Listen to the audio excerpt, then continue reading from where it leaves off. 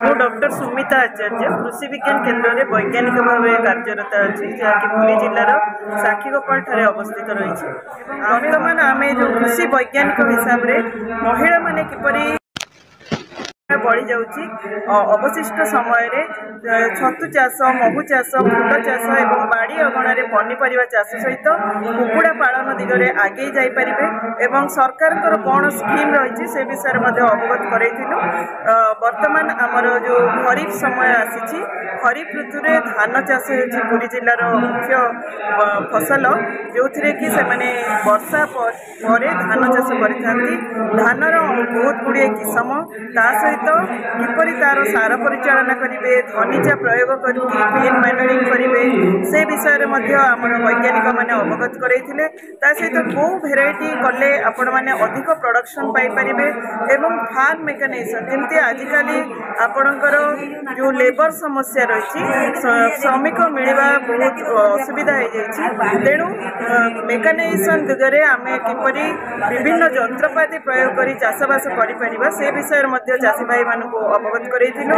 एवं ये जो कृषि रथ आप देखुं से आमर सरकार विभिन्न योजना सहित अनेक गुड़िए सफल कहानी जो चाषी भाई भौणी मैंने सफल हो गले से जमती आपणकर छतु चाष हूँ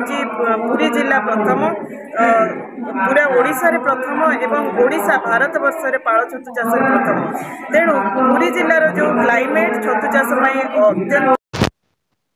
3000 रु अधिक छतु भाई जमती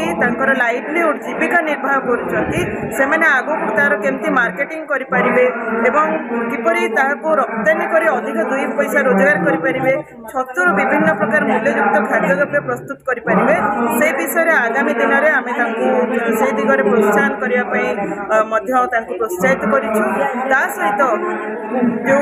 आमर कृषक भाई भौणी मैंने जो मैंने विभिन्न प्रकार किसम बाड़ी अगणार कुकुड़ा पालन करेंगे से आम अन्य प्रोत्साहित कर सहित समन्वित कृषि धान चाष सहित पनीपरिया चाष पान चाष माछ चाष एवं अन्य चाष कले गोटे चाषर आवर्जना को व्यवहार कर किपरि विभिन्न खाद्य प्रस्तुत करहब जमती आप धान चाष कले नड़ा बाहर